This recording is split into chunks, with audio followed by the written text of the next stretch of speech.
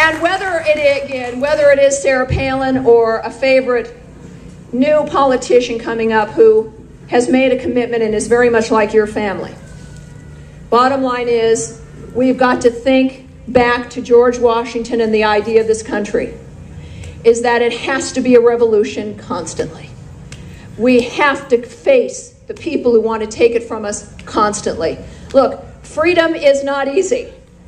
That fascism is much easier. Look, it's more efficient. It's more orderly. We're hearing about cap and trade and this new Obama death care package. Look, it's going to be much more efficient. Well, yeah, it's going to cost less money because when you're dead, you don't need any money for caretaking, do you? And it is much more efficient when there's no details involved in the decision making.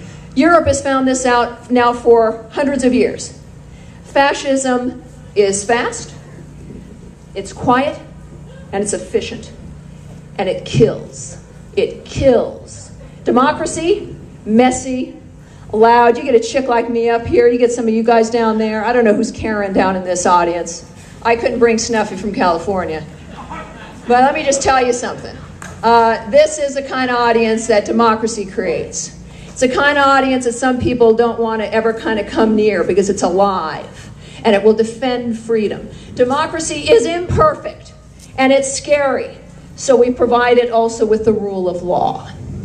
And believing that the individual can be trusted and that the individual should serve this country and that we receive the negatives, deal with the fallout, but we also understand the gift.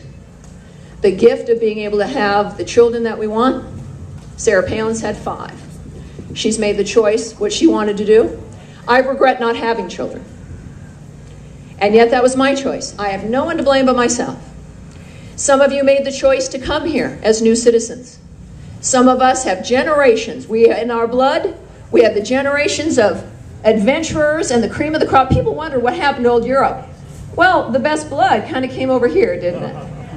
The ones who were adventurous, the ones who wanted more, the ones who wanted freedom came here in the form of our great-grandparents, great-great-grandparents, or for those of you who are new, your grandchildren will look back in the year 3000, let's just say, all right, 2500. I'll give it just a few more hundred years.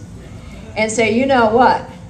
America may have been 233 years old, but my great-great-great-great-grandma, Louisa, came here. And now look how great we still are. We will be remembered, and this is the key. I also kind of want to take questions. I don't know if we can do that here, but maybe not. One thing we are going to do, I have a request of you, and I don't do that very often.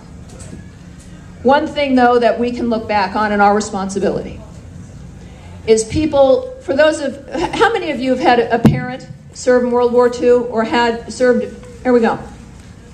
The question then was, what will you tell your children? What did you do when fascism was on the march? Did you lie about your age and get in when you were 15? Did your great-great-grandfather never come back? When you see Saving Private Ryan, is that where your father died? And now you had a little bit more of a sense of what that hell was. There will be a time, and it's hard to believe at this moment, in the time of the here and now, people will ask as you sit here, what the hell were they thinking? And what did they do about it afterwards? This is where it comes. The generations in this lawn, the thousands here, the different complexions I see, the women and men, those with the signs, stop spending, start listening. I say stop spending and start looking for another damn job. That's what I say.